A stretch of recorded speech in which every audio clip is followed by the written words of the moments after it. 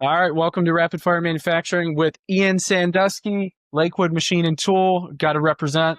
I'm super excited to have you on the show again. You've been on, I think you're really early in my podcast journey, so I appreciate you coming on today. Oh, thank you very much for having me back. It was a blast last time, and I'm expecting the same this time. Yeah. I wanted to talk about what's going on in the industry right now. You hear whispers and stuff when you go to different customers, and maybe just your overall, idea of what's going on in the industry and kind of what's to come. Right. So, I mean, everybody knows about tariffs. Everybody knows about supply chain disruption. It is confused out there. I would put it that way. I see some industries out there that are doing really, really well in regards to like machining and manufacturing. And across the board with those little exclusions, seems like everybody is down. Speaking to some guys, especially in the machine tool sales end of things, they're saying that they're seeing machines move and just plain economic activity around manufacturing, at least here in Canada, lower than it was in 2008, which was, the great financial crisis. Was shops got wiped out. Although it hasn't been going as long as that, actual, manufacturing activity, from what they're telling me, is down. I was just at a giant die caster yesterday. They're one of the biggest in North America. They're a publicly traded company. They're tier one, so they do all the, engine housings, whatever, for half the cars in North America. They're even looking at branching out in maybe some other industries to serve because they're seeing it slow down so much. It's, automotive is obviously getting affected a lot. A lot of the tier one guys are probably feeling that. Aerospace, people aren't buying a ton of planes right now. But the defense end of things, unfortunately, when things get a bit rocky out there, those guys are probably going to be doing okay. The one thing that I am seeing right now is a lot of niche collapse. So, when we talk about when you start a machine shop, if you have normal machines and you just do work for anybody that anybody can do, your competition is everybody. So we always say, try to find a niche, get really good at doing one thing, and it's hard to compete with. We're seeing a lot of those niches get disrupted right now. And I'm not sure what's driving that, but companies who have done really well for a long time doing, this segment really, really well are telling me that the demand has gone down. So I don't know what's driving that, but that used to kind of insulate you from the larger industry trends, but now I don't know if that's such a safe play anymore. Is that due to some of these OEMs and suppliers picking up some of those jobs? So now they're instead of Okay. A big thing we're seeing too, at least in Canada, and I've heard this from some of the guys in the States, is I don't know if it's specifically private equity, but there seems to be a roll up going on in the shop industry. So a lot of small shops are getting bought up into larger organizations. I've had probably 30 inquiries about selling Lakewood this year. I don't know how serious any of them were, but that's abnormal. Usually it's a couple of years. So I wonder if something related to that, maybe rolling some of these smaller companies up and supercharging them with private equity money, making it harder to compete with. I'm not too sure, but it's something weird is happening out there. That's interesting. I mean, that means you're on the right path too, obviously, because it's nice to get those offers, but then I wonder, what advice would you give to someone who maybe just started a machine shop and they're getting approached? Because my first initial reaction is definitely don't sell. Like, you want to build that up. You want to continue to build that legacy kind of deal, right? To me, it's kind of, what do you want? I mean, when you look in the tech arenas, what do those guys do? They build a company to sell it. Their goal is not generally to build a company that lasts 30 years with them at the head, kind of guiding it. They want to build it so they can make an exit for X millions of dollars. Unless you're doing something really revolutionary, that's not even really a thing in manufacturing, unless you come up with a product that no one has seen before and someone wants to acquire it. So generally, my advice, of course, would be you can do a lot better on your own, set your own hours, work for yourself. It's a lot more fun. And at the end of the day, a lot of these big private equity firms, I mean, we've seen it across every industry. They come in, they'll throw a bunch of money at you, and then they'll want to extract as much of it as they can. And your company isn't really the company it was. So if a little bit of money off the bat sounds good to you, go for it. I probably wouldn't recommend it though. Yeah. That's, I wanted to hear from you too, because I don't have any familiarity with it, but just my initial reaction, it's like, if someone's offering you money for your company, that means they see the potential there. So, look for the potential in yourself, build it up, and then decide what you want to do, whether that's, pass it down to your children or sell it. I mean, but like you said, ultimately, what's the end goal? Is it to make a profit, or is it to build a legacy and have the flexibility and the stress of being an owner? And to me, I mean, at some point. I don't have any kids, but I would much rather look at, down the road selling it to one of my guys. Figuring out, hey, listen, I want to make an exit in 10 years. I'm 60 years old. I'm 70 years old, whatever it may be. Figure out a way to keep it employee owned. Maybe three of them want to buy it together.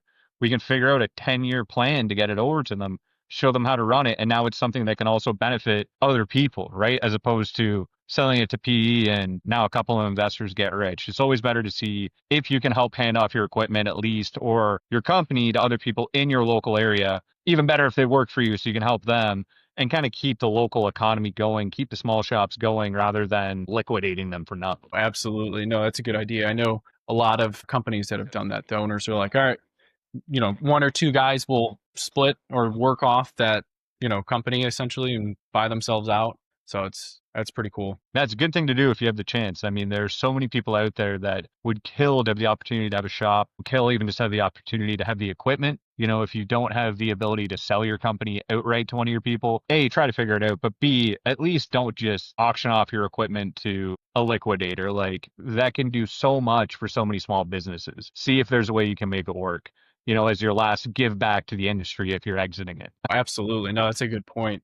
As far as it's hard, I know we can't predict the future, but based on the current trend, what do you think is going to happen? Like, do you think, is this all so unpredictable that we can't really make assumptions, or are there some light of hope? I think, so my old man started this company in '88. So even just looking back through the records, I've been here almost 20 years. I've seen a lot of the ups and downs. This is a unique situation with the economy and everything the way it is. But at the same time, things like this have happened. At the end of the day, as long as companies can focus on staying open, keeping people, because if you lose your people, that's knowledge leaving the industry. You're not going to be able to get back. So keeping your people, keeping the lights on, and being there when the phone starts ringing again, start taking those orders, those companies will do very well. And the companies that over leverage themselves right now, don't have that dry powder for when things get rocky. Hopefully they can make it through. We don't want to see anybody close, but it is going to be a more difficult ride for them.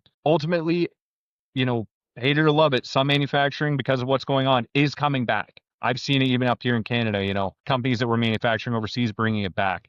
So I do think we are going to see a resurgence in American manufacturing and North American manufacturing. I don't think it's going to be all manufacturing. I think really the focus on high value, quick delivery time, stuff that is IP sensitive, those markets are going to continue to grow because we've seen what happened when these supply chains get disrupted. You can't get a part for 6 weeks, can't get it for 6 months. So I think that's going to keep getting bigger. That'd be my prediction for this year, is to see that trend continue. Ultimately, I think at the end of this, whenever all the tariffs get resolved and the economy kind of figures out what it's doing, I think we're going to be back to kind of that post-COVID boom. I think everybody was kind of holding back on manufacturing stuff right now. There's going to be a glut of it getting released once everybody, feels stable and happy enough to start putting out orders. Yeah. Yeah. One thing that stood out too is when you think of retaining employees, what does that look like? What are some steps that someone could take to help with that retention? Yeah. So, keeping the people at the top is obviously most important, not from just a business standpoint, but and when I say people at the top, I mean really experienced machinists. I don't mean middle management. I don't mean anything like that. The people who have the most knowledge right now are already starting to leave the trade. So if you incentivize them by saying, hey, you're getting laid off, well, I'm 2 years away from retirement, I'm just going to call it quits. That's going to have a huge knock-on effect to being able to train other people in your organization. So retaining them is key, but also retaining the people at the entry level is key. It's very hard to get people interested in manufacturing. If we got them interested and then 2 years later we're saying, hey, guess what? This is what it can be like working in this industry. You're laid off. They're probably going to go into financial services or something, right? So Yep. Trying to make sure that you are monitoring your cash flow to keep everybody paid is the best. After that, if you have to start cutting hours, trying to cut them evenly, cut your management hours. As an owner, to me, you should have your own reserve. So if you got to take a hit yourself, you do that in order to keep it going. Really making sure, whenever we get slow, people go, oh, well, I'm slow, I have no work. I go, great, we have an opportunity to train right now. We haven't had time for 6 months to show somebody how to do something new. Great, let's do that. Focusing on trying to train people up while you have the chance is the best thing you can do when you're slow.